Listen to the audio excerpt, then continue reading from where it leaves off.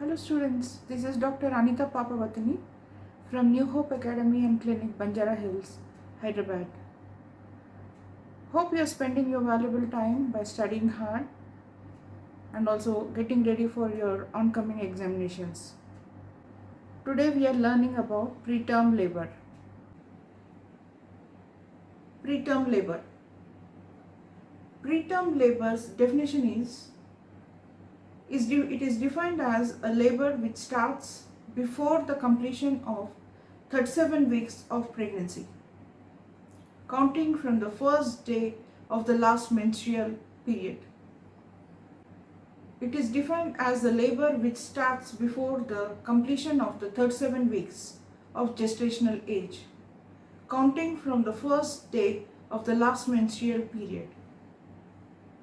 Preterm birth is a significant cause of perinatal morbidity and mortality. The incidence of preterm labor it varies between 5 to 10% of all deliveries. So we'll learn what is the etiology of preterm labor. There are some risk factors in the woman who experience the preterm labor. The first one is previous history of preterm labor, whether the woman had a previous history of preterm labor. Then there is another risk factor is smoking in women.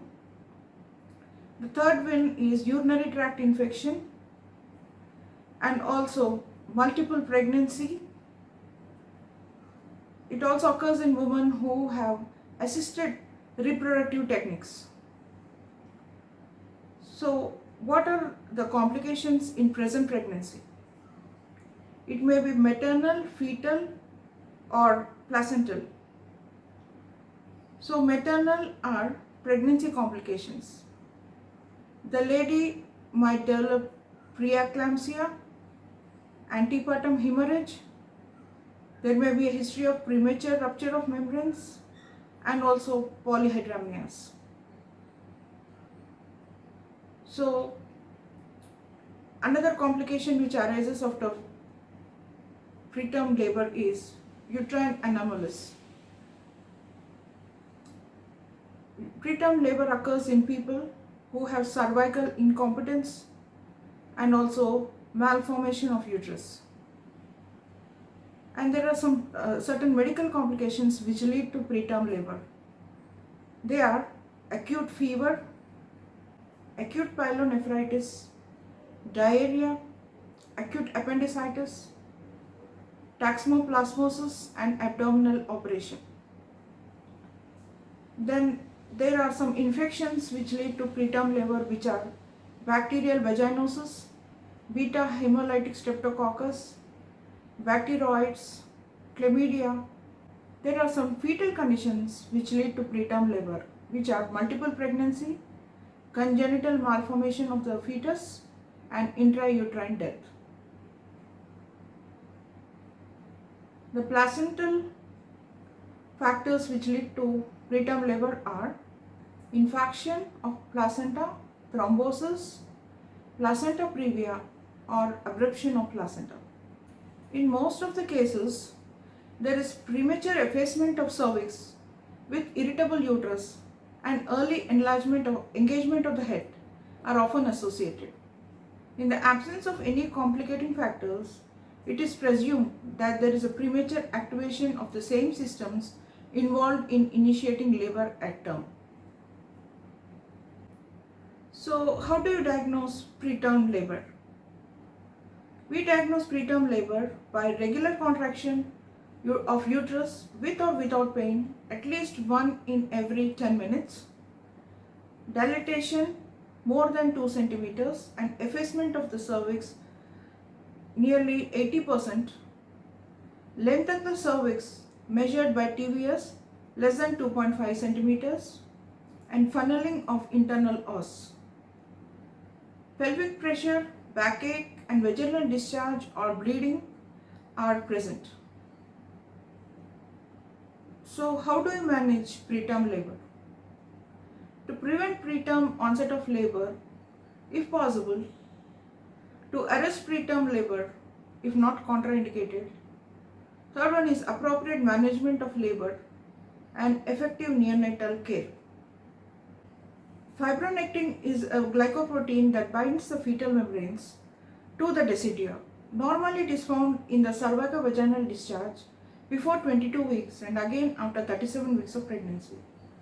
Presence of fibronectin in the cervicovaginal discharge between 24 and 34 weeks is a predictor of preterm labor.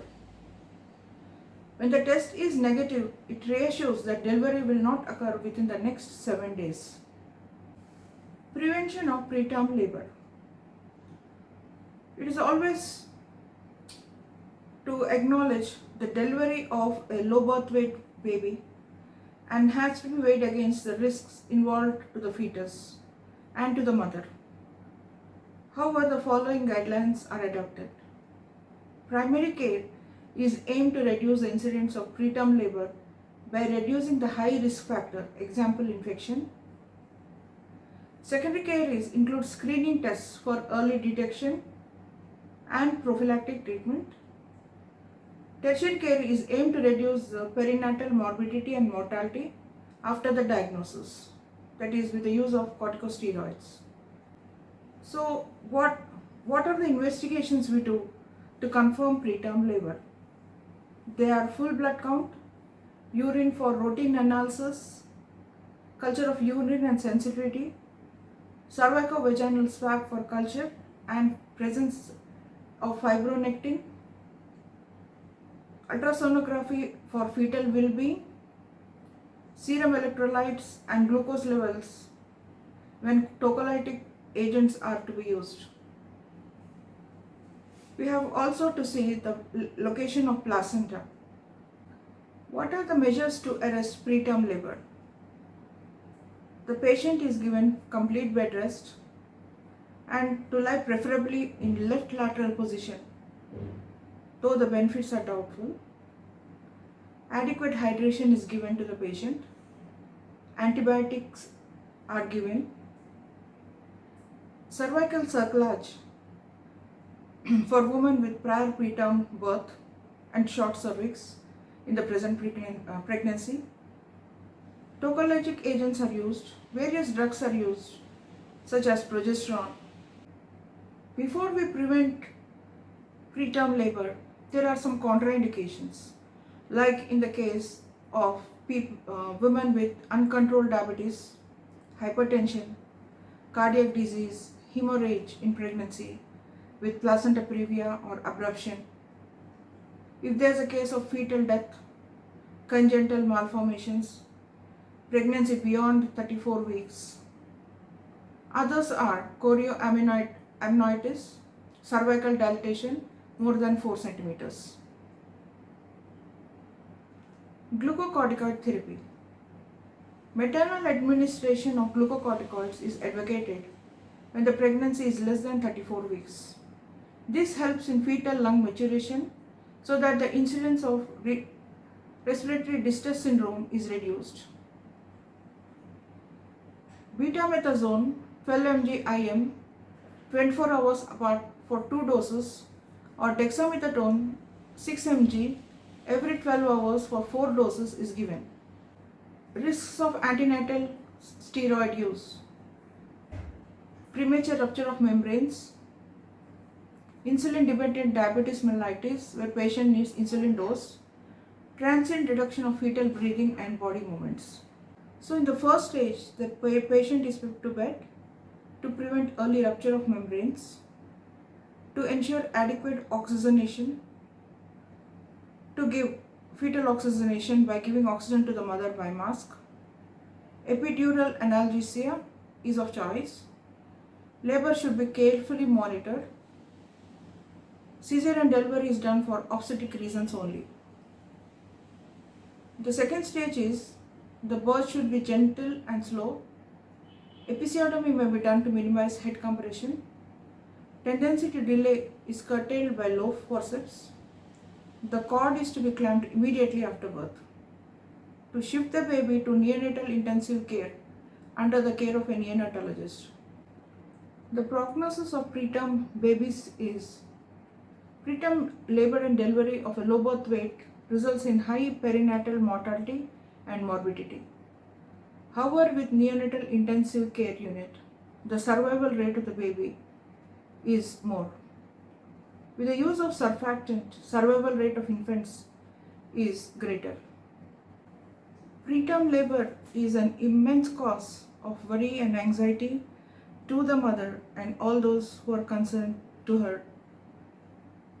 The mother should be treated very gently, and if needed, antibiotics are used, tocolytics are used, and also the use of surfactant.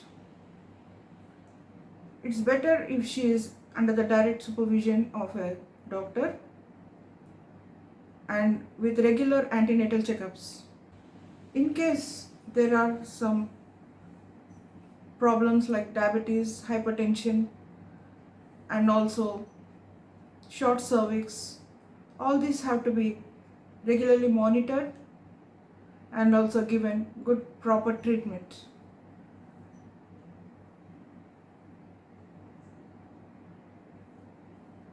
If she is smoking, then she should be advised to quit smoking, and also the use of alcohol and drug abuse.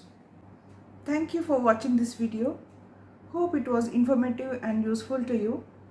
If you have any queries, please contact me. Thank you. Please keep watching our channel for more videos.